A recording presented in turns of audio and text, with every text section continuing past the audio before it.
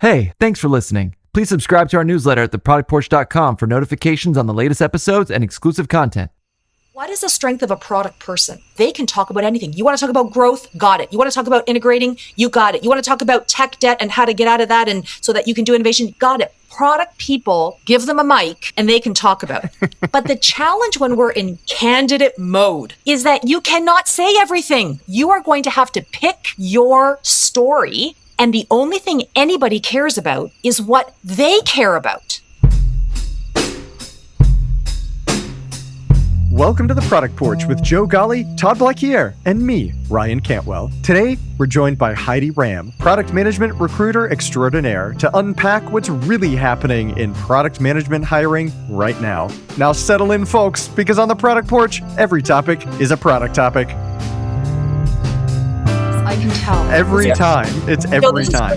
Joe, this is really all about you, right? This is really, Ryan's like just... No, it's really all about Todd. To be completely honest with you, it's all about Todd. He's not even here to defend himself. Hey, you guys make fun of me all the time when I'm not around on the podcast. This is true. This is I can make fun of Todd.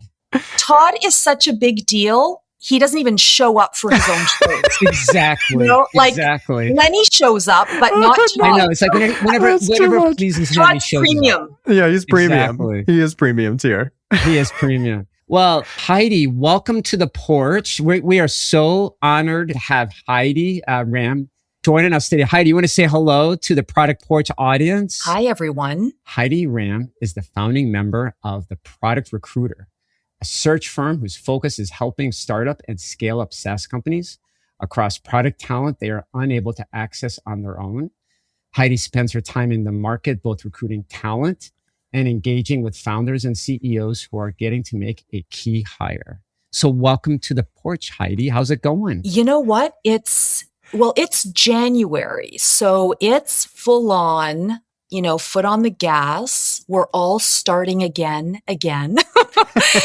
and who doesn't approach January and a new year with big expectations and lots of hopes and belief that we're just going to keep building and doing things even better this time around, right? So I'm kind of, in that mindset. I'm the kind of person who buys a fresh journal and who needs to have a paper calendar just to feel all 365 days in front of me. You know what I'm saying? I do know what you're saying. Yeah. So Heidi, in your words, I'm curious, if you could do me a favor. Okay. And in your words, tell me, what's a typical day look like? How do you spend your days? My days. Yes. Well, I spend my day talking. I'm talking all day, every day, asking questions and being asked questions. I mean, the life of a recruiter is all about people. And that's a very interesting thing given how incredibly optimized and technology people believe recruiting actually is. But in the work that we do, I'm a career recruiter, so I've been at this now for 25 years. Holy cow! And I say that partially tongue in cheek because I'm the person who always says, "Don't talk about how many years you've been doing something." But from the context of the job of a recruiter, it's changed so much. But what hasn't changed is that people hire people, and people hire people who they like, who they believe in, and who come into a mission with others. Mm-hmm. Right? So my job, if that's kind of what I'm dealing with, the job is finding and talking with enough people for every search we have that magic happens, that people meet one another and magic happens. Yeah, and talking about people meeting people, there's two sides to the equation. Yeah. Your customer, the business, who's looking for people. Yeah. And then the candidates who are looking for roles. Or not. Oh, tell me more, please. What do you mean by that? Tell us more, Heidi. So the candidate world, all right, so think of people, think of the non-employer, okay? Okay. So we often think of the person who identifies as a candidate. This is the person who identifies as a job seeker. Okay. And while that persona of human is definitely one huge part of the market and who a recruiter would engage with, that community looks really different at various stages of the tech industry and of the market. So if we think about what began to unfold in November of 2022 when everything began to come down the other side, right? Remember that time? Or or have you blocked it out? Yeah, I think most product managers have blocked it out. Yeah, I mean, Heidi, for Ryan and I, we were all at product side at the same time. We're consultants, we're trainers. We felt it right away. What happened? Yeah. So when we think about that time and now history, product management had become an incredible celebrity function, right? Who wasn't, it seemed as though it was all about, I need to create my personal brand, and people were launching Substacks and podcasts and writing books and doing the speaking circuit and all the things that really created this incredibly exciting, I want to be a product manager, right? Mm-hmm. And what was happening in parallel to that, part of which was contributing to the celebrityness of the function, was that money was cheap, money was flowing, companies were hiring. They were hiring based on futures. I mean, when was the last time that happened? I think I'm older than the both of you. And there was a time called the .com. I was out of college at the .com. That happened. I was there for that. And so anyway, so companies were hiring en masse, right? And teams were being built and people were imagining and reimagining experiences that didn't exist. And all of that sort of came together at that point when everything began to change. And so when the correction happened, which started in November of 2022, more candidates than what we had ever seen before were suddenly in the market, one of the largest categories being product managers. And the unfortunate thing at that time, as we think about 2023, a lot of the people who had joined tech companies, startups, scale-ups, they just hadn't had enough time and been in companies where things were actually built. And there was, there were outcomes as a result of what they had built. And so you ended up with a large talent pool of people who were really smart, well-degreed, great soft skills, and these mysterious transferable skills, but hadn't actually shipped product. And certainly had not grown ARR. I mean, they didn't have an up and to the right story. So if we come back now to that community that we would call candidates or job seekers, initially, a lot of people were in that community of never having done like ship product and built business. They were a large community of that group. And that's a really tough community to be a part of. But what we've been seeing now for candidate side is that, hey, companies are still fine-tuning teams and downsizings are still happening. They're not just quite as, they're not as publicized anymore as maybe they were initially. We're not hearing about the rescinded offer story, which was making headlines back then. But there's still stuff happening, and really great people now are being curated out of teams. People who have done really phenomenal things, because everyone's trying to do more with less. Yeah. Some of that is AI related. Some of it's not. It's just that, we didn't raise that last round. So you know what? Now we got to downsize the really good people. So anyways, that's the one big community, which is the job seeker candidate. And of course, as a recruiter, we're engaging with many people in that community. But there is a whole other community. And those are individuals who are employed. They're doing their thing. And they align to who a client of ours wants to meet. And so the life of a recruiter is identifying the individuals who a client has retained them to find for them, right? And that always includes outbound classic headhunting into people who are not active candidates. They don't have a resume ready. They aren't necessarily thinking about a change, but you know what? Hey, they're opportunistic, and they know that the time to be open is not when you are posting an open to work circle around your photo on LinkedIn. All right. There's a lot to unpack with what you said, but I want to focus on something that you said, which is like employers want to find candidates that they like, that they believe in, that they believe that there's an alignment on their mission.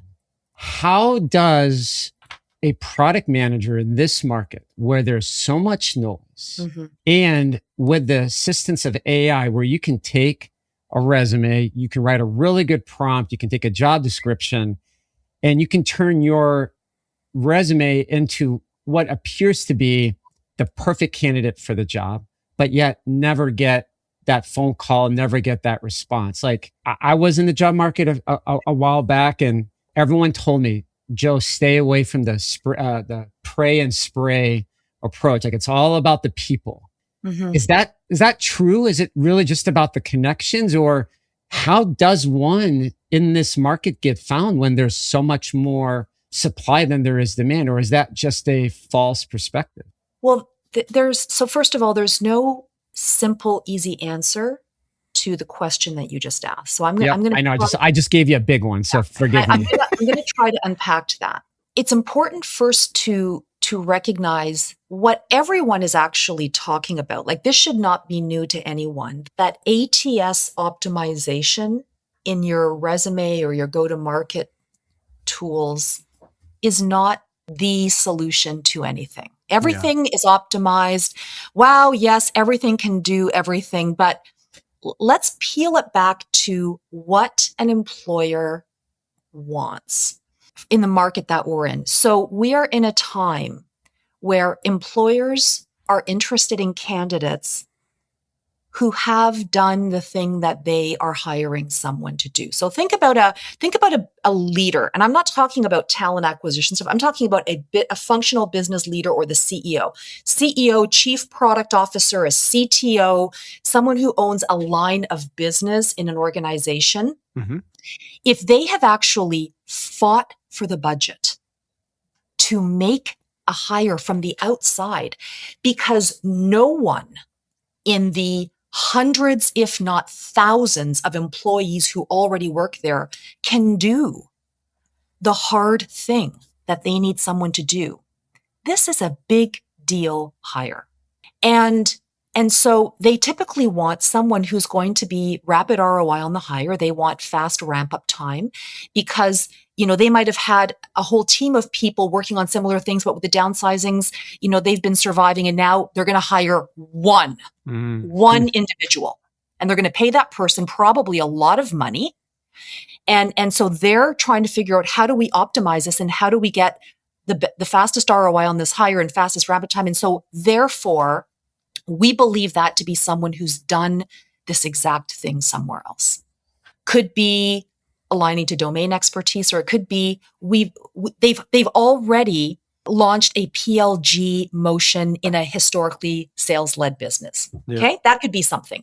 Or wow, they've already figured out how to go into new markets where the needs of the customers are different in wherever they are, right? So someone who's done something similar before. And so if we think about that persona of candidate, how we communicate and how we go to market needs to help a business person understand what we have actually done. And that's very different from an ATS optimized resume, which is very, keyword, skills, sections, heavy. At the heart of what every employer wants to understand and recruiter when they open a resume are really the answers to 4 questions. Mm-hmm. Now, guys, that was the teaser. Do you want to hear what the 4 I questions want to are? hear the 4. Absolutely. Lay them on us. Now, Heidi. All right. Here they come. Here are the 4 questions. And you might, don't be rolling your eyes at me because this might sound really obvious, but You're the not first, going to roll. We're not. so where do you work? What's the product or the business? Uh-huh. Why were you hired there? And what did you achieve? The answers to those 4 questions at its heart create an effective resume. If we think about where do you work? Now we might think, why is that important? Well, first of all, an overly optimized ATS resume pushes the actual resume part of the resume down, so that above the fold, it's all the keywords and the jargon and all of your, long-winded explanations of the passions that you have and how seasoned you are. We want to serve up above the fold where you work. We know that people make assumptions and have bias about certain companies. And so if I see an individual who says, okay, they work at Oracle, I'm going to already have sort of a bit of a thought about what that might be like, what they might be working on. But one of my immediate questions after that is, well, which of the products, right? Because no one at Oracle works on everything. You're either the marketing cloud, or you're this, or you're the database, whatever. So therefore, what is the product, or what is the business that you worked on, to help us understand how you are relevant to the employer or the recruiter who you're trying to engage with. We need to understand, what are you working on? What is that product? Who is the user? Is this a 0 to 1 situation? Maybe it has 10 customers, or, every major enterprise is a customer. Next is, why were you hired? That's really important to outline on a resume, because when someone is going to make the decision to hire a senior level person, a strategic product manager, it's typically for one of two reasons. Guys, this is your cue. Do you want to know those two reasons? Lay it on us again. I want to hear the two reasons. We're on a roll here, Heidi. We're not going to interrupt all you. The numbers. First, we got 4 questions. Now we got 2 reasons. You're either being hired to solve a problem, or realize an opportunity. That's typically why a company will make the decision to hire someone who doesn't exist internally after polling all of their staff. And Heidi, if I can press pause quickly, how could a candidate identify what problem they are trying to help them solve, or opportunity they are trying to help a business realize? Is there anything that they can do? So first of all, your resume is about your narrative, and it's about telling what were you hired to solve and what have you actually done. And then if you want to sort of also tease out this thought, which is a rabbit trail from that, which is how you go to market in a brutally difficult market like this, is finding organizations where you have already done what they are trying to do. If we really skip ahead here, one flow of how do we find a job is, I'm pressing all the buttons all the time, uploading resumes. Well, nothing's working. Yeah. Okay. Second flow is, well, now I'm going to tell all of my community, the people who know me, for whom I would be a low risk hire because they already know how great I am because we were colleagues at XYZ company, letting them know, hey, it's a new year and I'm starting to think about what might come next. Listen to that language. That's not, I'm looking for a job language. That's, I'm starting to think about what might come next. And so if you know anyone who might benefit from what I can bring to a business, I give you permission to share my resume or my LinkedIn profile with them. Go ahead. I give you my permission. Right? Yeah. And then the final piece is doing outbound email engagement to senior level people who you have identified could be your future boss. And that you're doing that outreach to that persona who works for a company where you have already done the thing. And that might be because they're a competitor. So not only were you a product leader doing API integrations over here, it's actually a competitor, or that CEO was just interviewed on Bloomberg and they just shared something about what they're going to be doing aspirationally. And you can say, oh, wow, I get it. I've done that. Heavy lift. I'm introducing myself. So Heidi, I imagine this is gold, by the way. Yeah, this is amazing. That you are interacting with a lot of candidates quite regularly. If you could break down, or I should say, if you had a magic wand that you could wave and get candidates to change one thing, like what should they do differently, or what's something that they should know that most don't? Well, being a candidate has changed dramatically. And it's really, unfortunately, most people don't understand that because, first of all, nobody wants to be a candidate. Yeah. Nobody wants to be in the situation where they're not employed, but the bills haven't stopped coming in, right? Or where their company was just acquired by a PE firm and that they know what's going to happen next.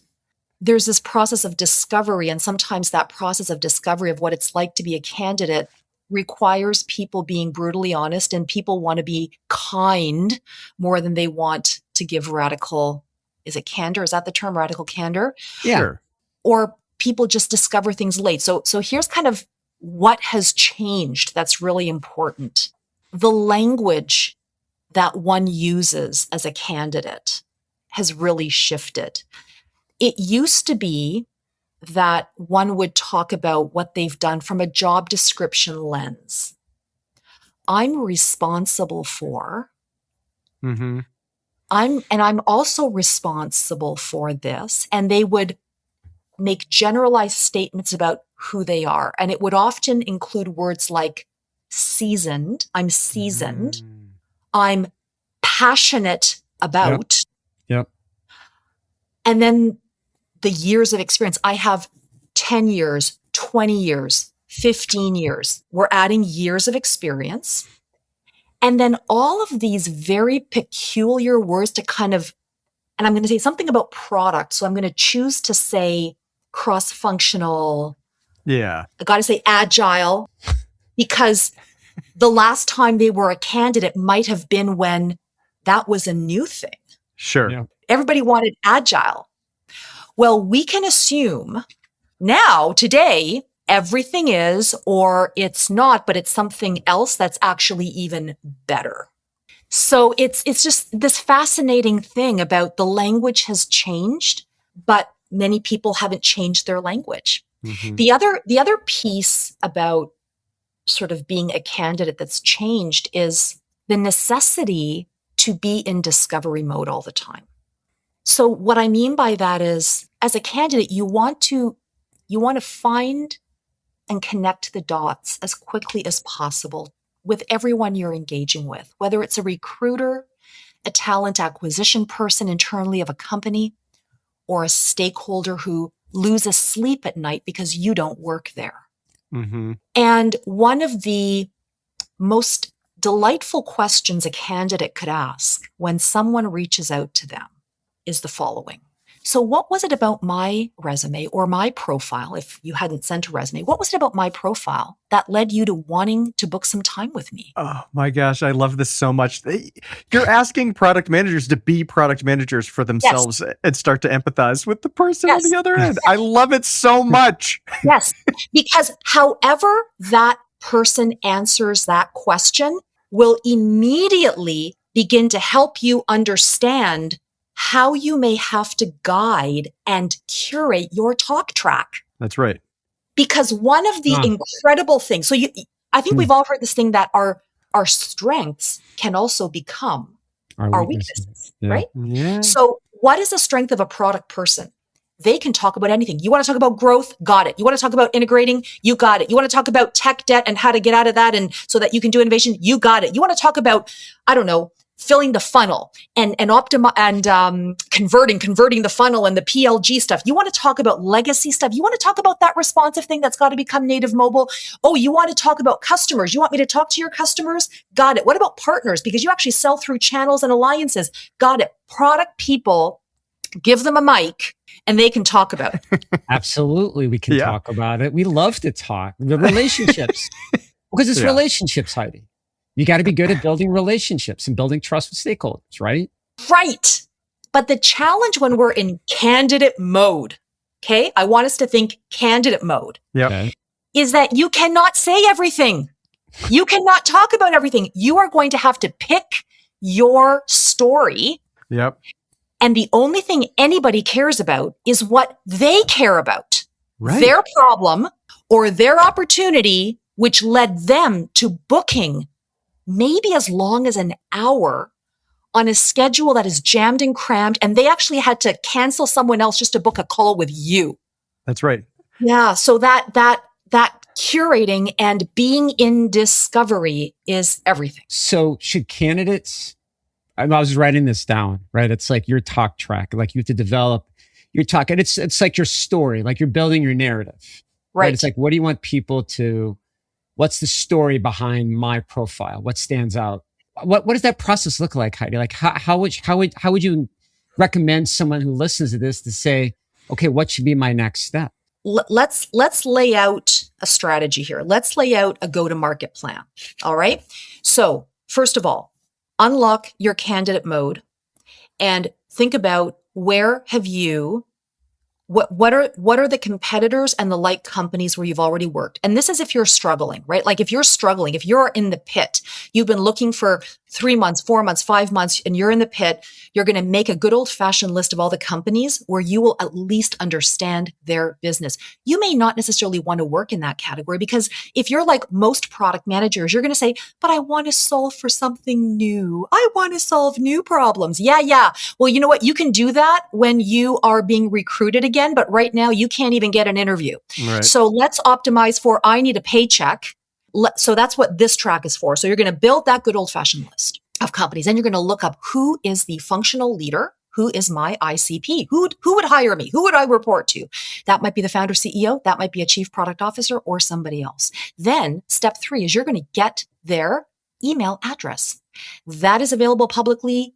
Someone out there has a work email available publicly and all you need is one because then you got them all. And there's tools out there that can help you find those things. Just Google. There's free tools like Lucia and like Rocket Reach or Rocket Mail, something like that. Okay. And then you are going to craft your not a candidate email and you're going to email that hiring stakeholder to try to unlock a meeting. All right. And because you're not going to sound like a candidate, it might sound something like this. Let's use the example of the guy who was interviewed on Bloomberg, the product leader interviewed on Bloomberg. Hi, and I can't believe I'm already going to assume that it's a man. Can you believe it? I say that as women everywhere scream, but I'm going to. Okay, so let's just get over it. All right, let's do it. Hi, Greg. I'm watching you on Bloomberg as I'm typing this, and I'm nodding my head because I can get behind the problem you're trying to solve because when I was over here at this company, I took it from here to here, and then we went from here to here. If you need someone to talk to about what it is that you're about to do, I'm here for that. Here's my Calendly link. Here's my LinkedIn link. And just for fun, here's my resume if you think I could add any value to the business that you're about to start building. Yeah. Todd always said, I know he's not here. We're going to talk about Todd again, but any candidate who interviews at his company, why aren't they listening to this podcast and hearing all of the things that he has to say about product management and cares about? Like, right. It's wild that they don't do that. People. He's literally begging people to listen to our podcast. Yeah. Right. Exactly. And so trying to connect the dots. Hey, way to go on raising a Series A round. I can only imagine how hard that was in 2025. Most CEOs I know spend that money on engineering and product teams. Is that what you're planning to do? When I was here, I took it from this to this, and I took it from 5 million to 50 million in 6 months. If that's the mountain you're trying to climb, I'd love to have a talk about how I could help you try to do that. Here's my resume. Here's my LinkedIn. Here's my calendar link. Yep. You're trying to connect with a leader. And these are just some rough examples I pulled out of my head, but that's one flow. And while you're doing that, you are also simultaneously sending connection requests on LinkedIn, expanding your network on LinkedIn, and trying to train that algorithm that I am interested in these kinds of people. Right. And I'm interested in this kind of content because I'm commenting on it. And you are trying to get that algorithm to work on your behalf so that it starts to make matches and connect and serve you up to a community who does not know you. Yeah.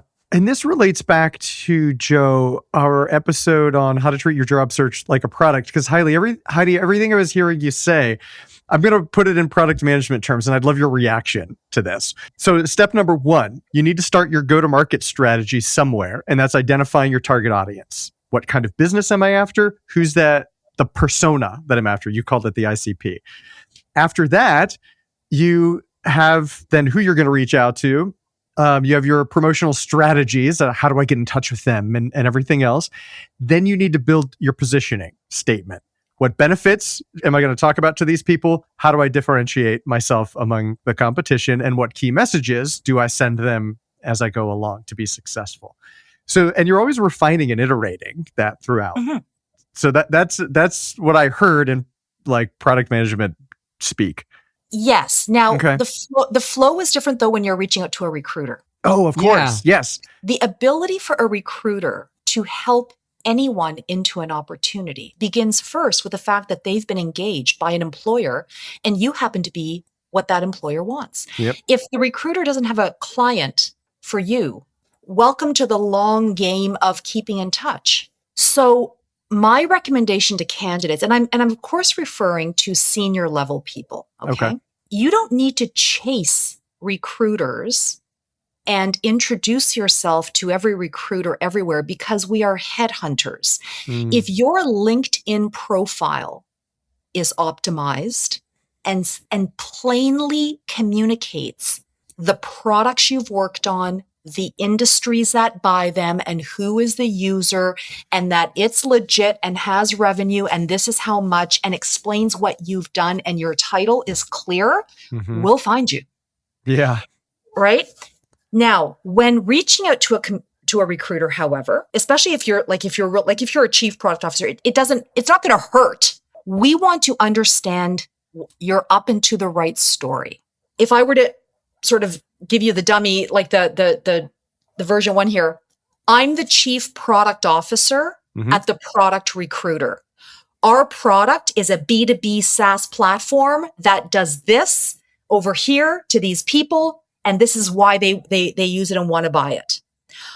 I joined when they were a Series A 30-person company with revenues of 5 million ARR.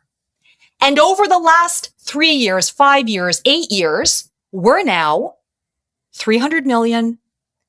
I've got a product team of 25 with 3 directors that report to me. And we were just acquired by, I don't know, Sumeru. Right. That up into the right story, or the before and after, is the most valuable gift you could give a recruiter. Because when you think about who are they looking for, they're always looking for the person who has built business, right?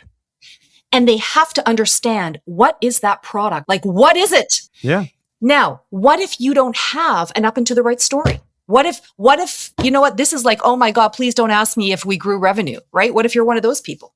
It's about aligning to what you have worked on and where the connected tissue is. Hey, I've worked for 3 founders as the founding PM, working on the 0 to 1.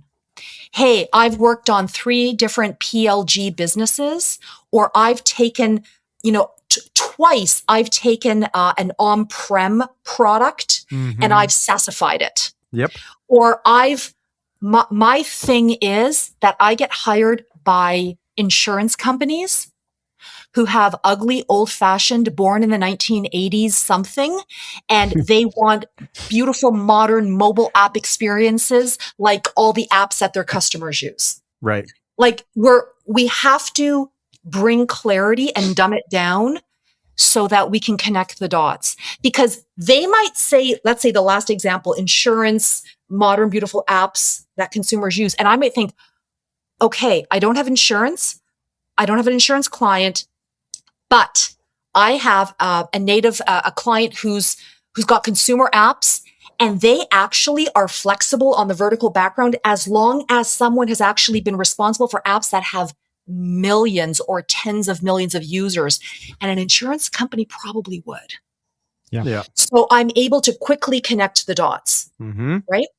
What is not helpful to a recruiter is all of that language that I talked about. I'm so seasoned, I'm cross-functional, I've got passions and all the agile things. And you know what? I just really want to manage.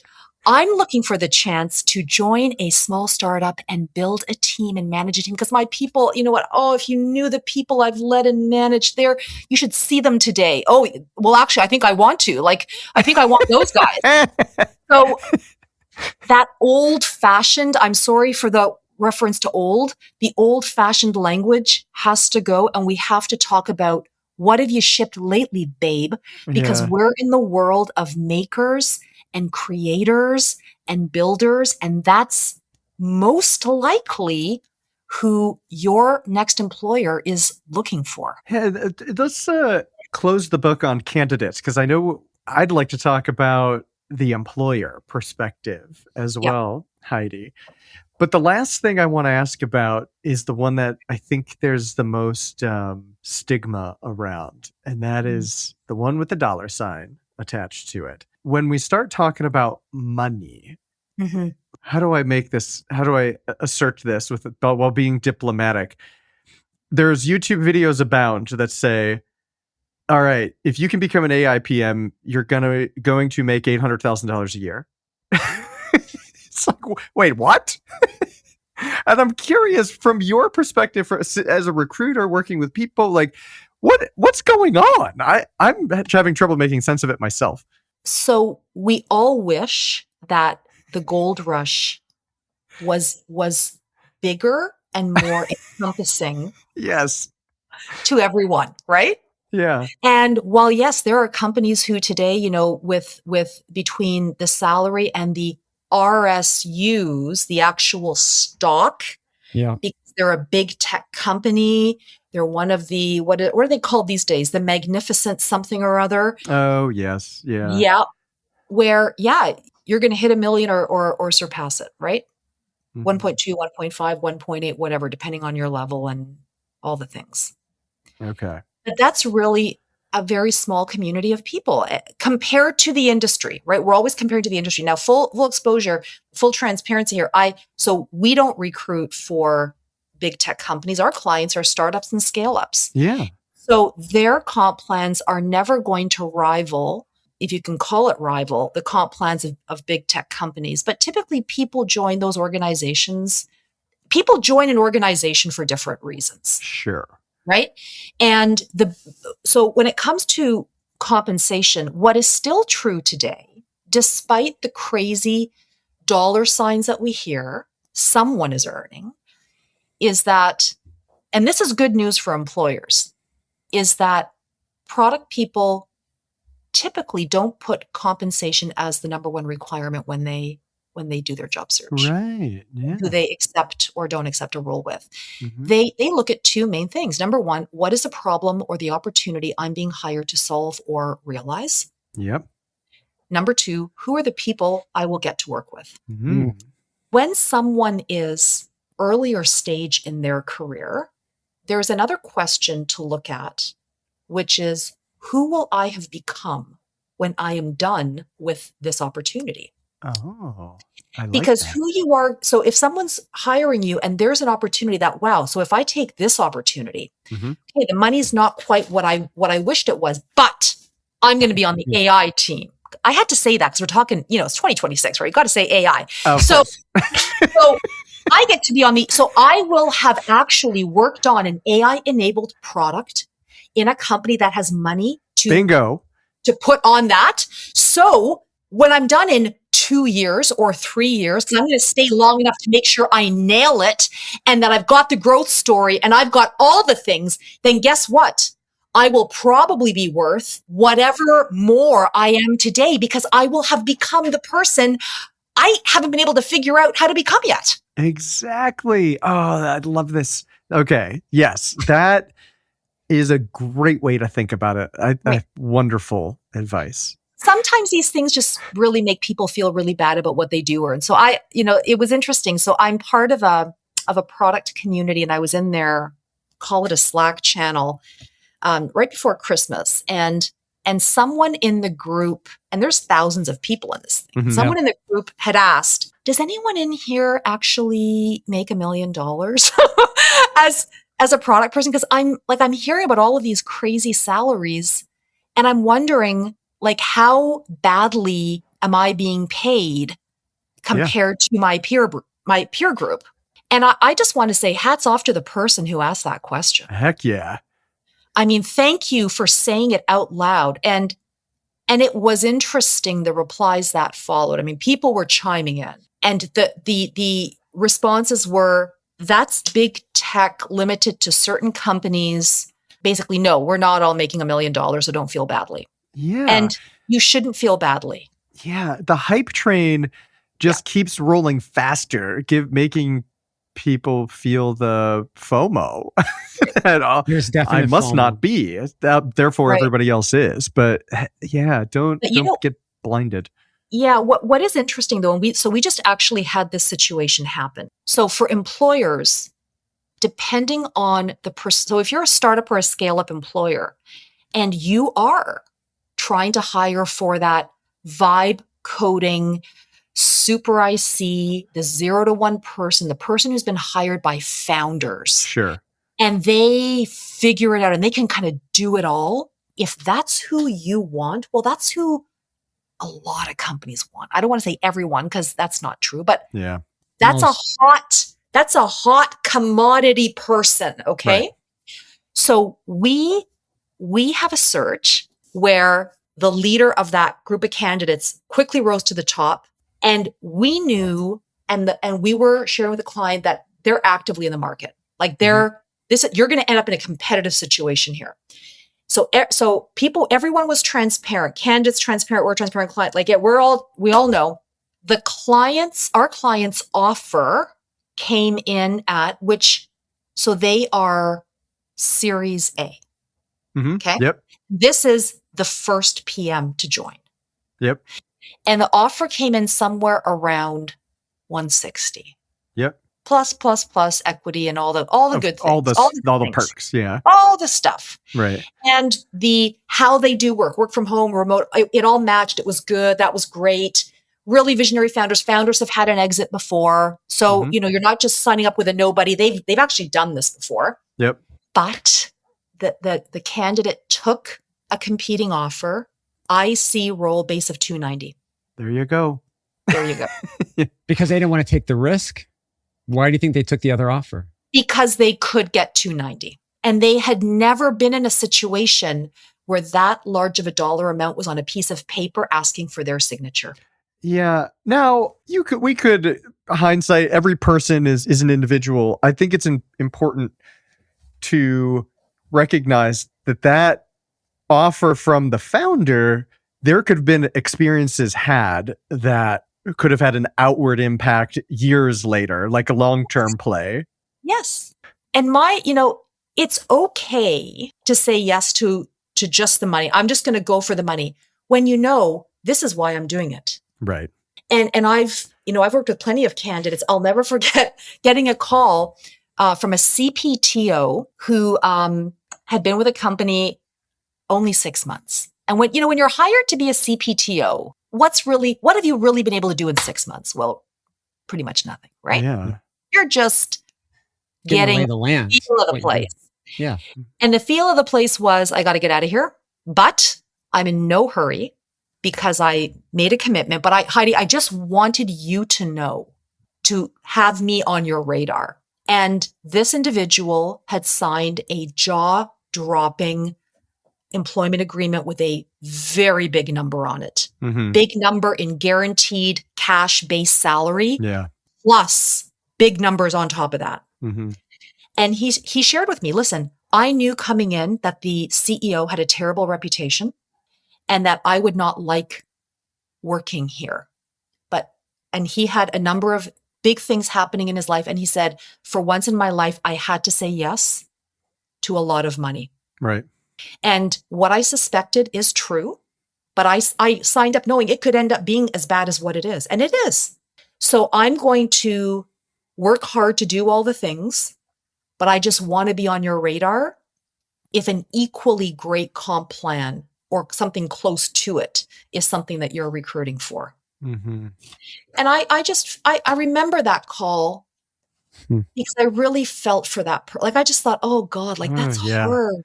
That's so hard. Imagine hating your job every day. Right. That's going to impact your family, your partner, all the things. I know. But at least he went into it eyes open. It Exactly. wasn't, because the worst would be, I thought it would be amazing.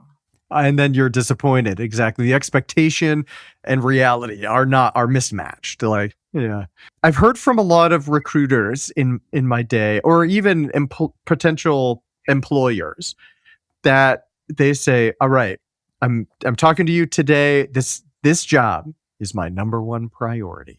I'd like your reaction to those statements. Are they to be believed? Here's the thing. CEOs, founders have competing priorities. Yeah. Oh yeah. And we are in a time where there is pressure everywhere.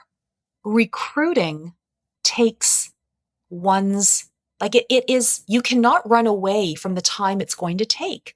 Right. It's a You commitment. as a CEO, it is a commitment. You as a CEO, as a founder, or whoever, if you're a CPTO hiring, whoever you are, you're coming in to win. Mm-hmm.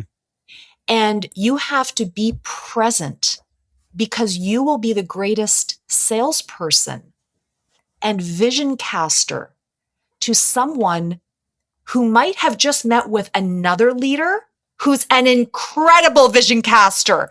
And they're thinking, I think that's where I'm going to go, actually, over there.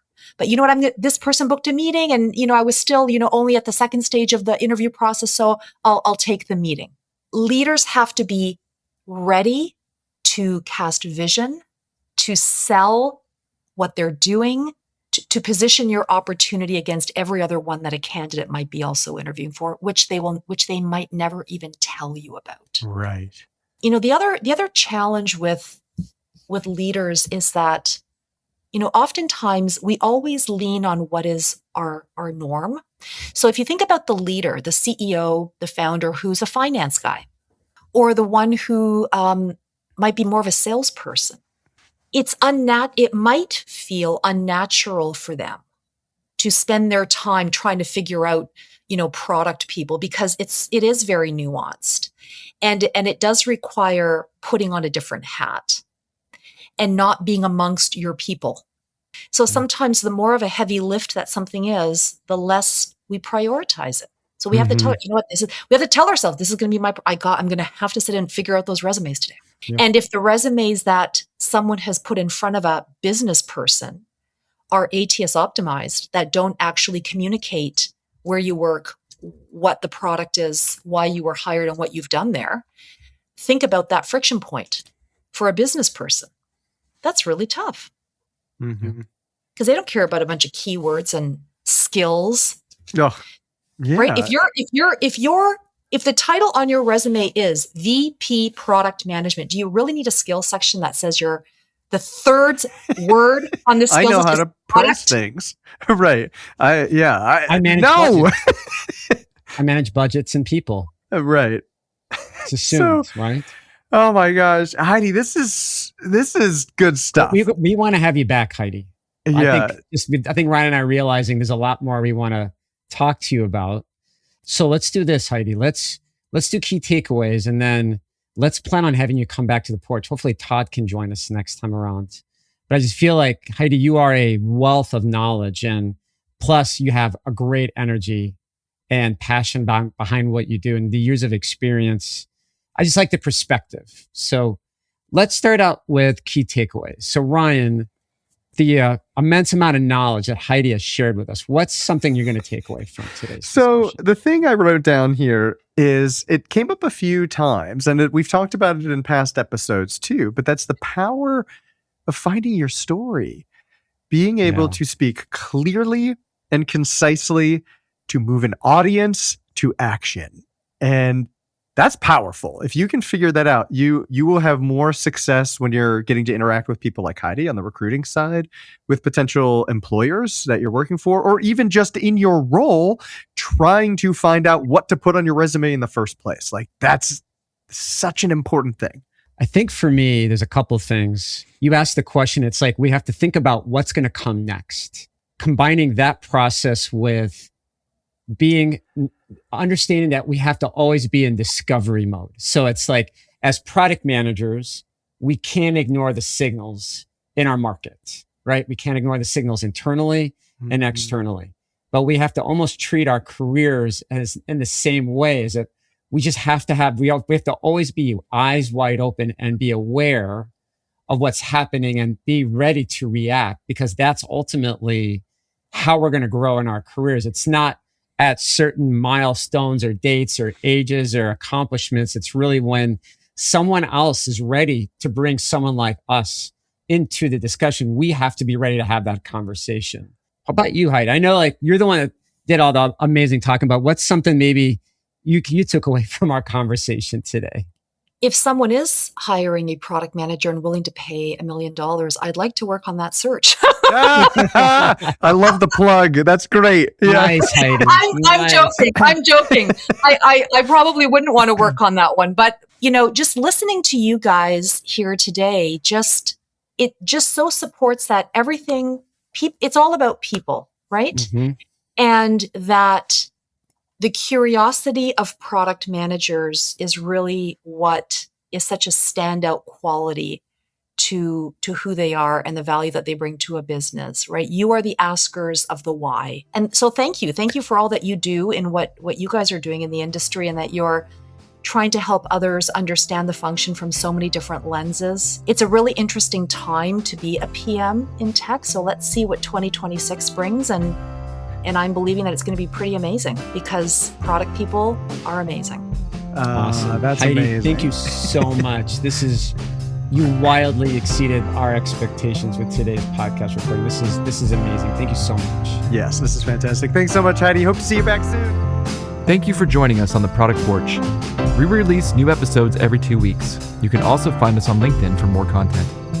We offer a special thank you to AJ and Jack Blockier for the music. The views and opinions expressed by the hosts of this podcast are their own and do not represent nor necessarily reflect those of their employer.